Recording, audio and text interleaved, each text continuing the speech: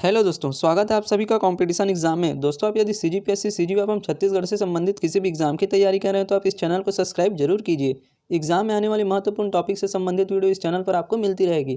Guys, परीक्षा में आने वाले आईएमपी प्रश्नों का एमसीक्यू सेशन भी इस चैनल पर मैं आपको प्रोवाइड कराते रहता हूँ।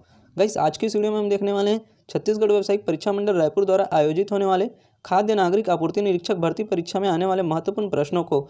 आज की इस वीडियो में हम खाद्य सुरक्षा अधिनियम, उपभोक्ता संरक्षण अधिनियम एवं आवश्यक वस्तु अधिनियम, इन सभी के प्रश्नों को देखने वाले हैं। तो चलिए दोस्तों, बढ़ते हैं प्रश्नों की ओर। प्रश्न पहला है, आवश्यक वस्तु अधिनियम 1955 के अनुसार वस्तु अधिनियम में परिभाषित है। तो इसमें 4 ऑप्शन दिए हुए। ऑप्शन ए में है धारा 2 आवश्यक वस्तु अधिनियम में परिभाषित है। ऑप्शन बी में है आवश्यक वस्तु अधिनियम की परिशिष्ट में परिभाषित है। ऑप्शन सी में है आवश्यक वस्तु अधिनियम की अनुसूची में परिभाषित है। ऑप्शन डी में है उपरोक्त में से कोई नहीं। तो इस प्रश्न का सही आंसर आएगा ऑप्शन नंबर ए, धारा 2 आवश्यक वस्तु अधिनियम में परिभाषित है। आवश्यक वस्तु अधिनियम 1955 के अनुसार धारा 2 आवश्यक वस्तु अधिनियम में परिभाषित है। तो इस प्रश्न का सही आंसर होगा ऑप्शन नंबर ए। चलिए दोस्तों, बढ़ते हैं अगले प्रश्न की ओर। प्रश्न नंबर दूसरा दिया हुआ है, आवश्यक वस्तु प्रदाय में ब्लैक मार्केटिंग प्रतिबंध अधिनियम किस वर्ष लागू किया गया। तो किस वर्ष लागू किया गया? तो इस प्रश्न का सही आंसर आएगा option number B, 1980।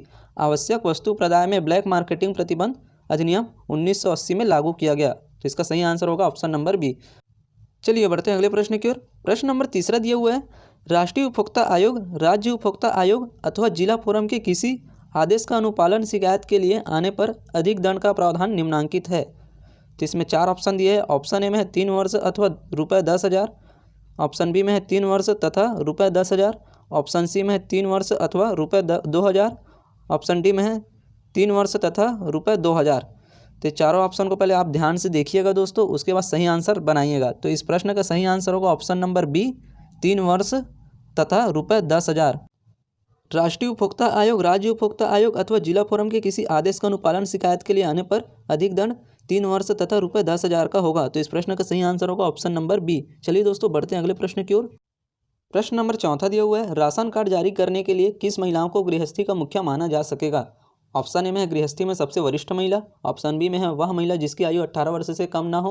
Option C में ए तथा बी दोनों आवश्यक है। ऑप्शन डी में है उपरोक्त में से कोई नहीं। तो इस प्रश्न का सही आंसर आएगा ऑप्शन नंबर सी, ए तथा बी दोनों आवश्यक है।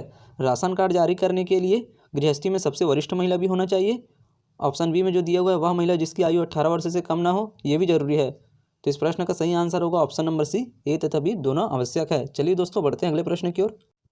प्रश्न नंबर 5वां दिया हुआ है, उपभोक्ता संरक्षण अधिनियम 1986 की धारा 3 से संबंधित है। ऑप्शन ए में है परिभाषाएं। ऑप्शन बी में है उपभोक्ता विवाद। ऑप्शन सी में है केंद्रीय उपभोक्ता सुरक्षा परिषद के गठन से। ऑप्शन डी में है उपरोक्त में कोई नहीं। तो इस प्रश्न का सही आंसर होगा ऑप्शन नंबर डी, उपरोक्त में कोई नहीं। उपभोक्ता संरक्षण अधिनियम 1986 की धारा 3 से संबंधित ऑप्शन नंबर ए, बी, सी ये तीनों नहीं है। तो इस प्रश्न का सही आंसर होगा ऑप्शन नंबर डी, उपरोक्त में कोई नहीं। प्रश्न नंबर 6वां दिया हुआ है, आवश्यक वस्तु अधिनियम 1955 के अंतर्गत निम्नांकित में से क्या आवश्यक वस्तु की श्रेणी में नहीं आता है। ऑप्शन ए में है औषधि। ऑप्शन बी में है तिलहन। ऑप्शन सी में है कच्चा जूट। ऑप्शन डी में है सूती कपड़े। तो इस प्रश्न का सही आंसर होगा ऑप्शन नंबर डी, सूती कपड़े। आवश्यक वस्तु अधिनियम 1955 के अंतर्गत औषधि, तिलहन, कच्चा जूट ये सभी जो है आवश्यक वस्तु की श्रेणी में आता है। आवश्यक वस्तु की श्रेणी में सूती कपड़े नहीं आता। तो इस प्रश्न का सही आंसर होगा ऑप्शन नंबर डी, सूती कपड़े। चलिए दोस्तों, बढ़ते हैं अगले प्रश्न की ओर। प्रश्न नंबर 7वां दिया हुआ है, राष्ट्रीय खाद्य सुरक्षा अधिनियम के तहत लाभार्थियों को सस्ती दर पर खाद्यान्न उपलब्ध कराने के तहत कितने रुपये प्रति किलो चावल व गेहूं मिलता है। तो इस प्रश्न का सही आंसर होगा ऑप्शन नंबर बी, ₹3 व 2 प्रति किलो। राष्ट्रीय खाद्य सुरक्षा अधिनियम के तहत पूछ रहे हैं दोस्तों। तो इस प्रश्न का सही आंसर होगा ऑप्शन नंबर बी, राष्ट्रीय खाद्य सुरक्षा अधिनियम के तहत लाभार्थियों को सस्ती दर पर खाद्यान्न उपलब्ध कराने के तहत ₹3 व 2 प्रति किलो चावल व गेहूं मिलता है। तो इस प्रश्न का सही आंसर ऑप्शन नंबर बी होगा। चलिए दोस्तों, बढ़ते हैं अगले प्रश्न की ओर।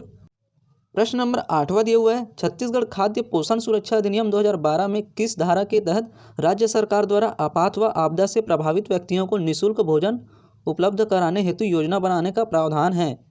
तो इस प्रश्न का सही आंसर होगा ऑप्शन नंबर बी, धारा 9।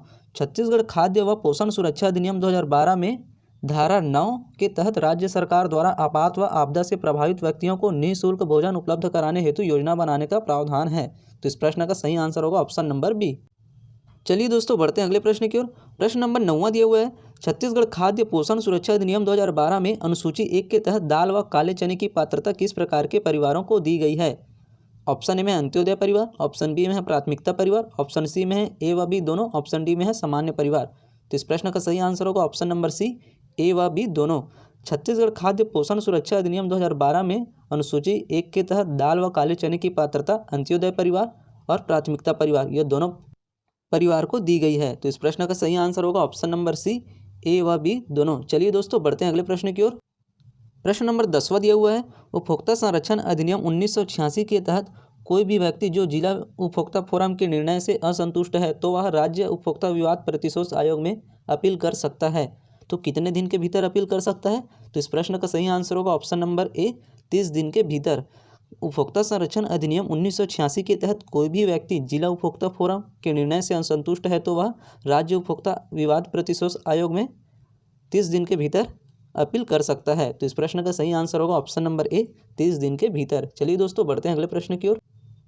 प्रश्न नंबर 11वां दिया हुआ है, संयुक्त राष्ट्र संघ ने उपभोक्ता के अधिकारों की घोषणा किस वर्ष की थी। तो कौन से वर्ष की थी। तो इस प्रश्न का सही आंसर होगा ऑप्शन नंबर बी, वर्ष 1986। संयुक्त राष्ट्र संघ ने उपभोक्ता के अधिकारों की घोषणा वर्ष 1986 में की थी। चलिए दोस्तों बढ़ते हैं अगले प्रश्न की ओर। प्रश्न नंबर 12वां दिया हुआ है, उपभोक्ता संरक्षण अधिनियम 1986 में निम्न में कब संशोधन किया गया। तो कब कब संशोधन किया गया।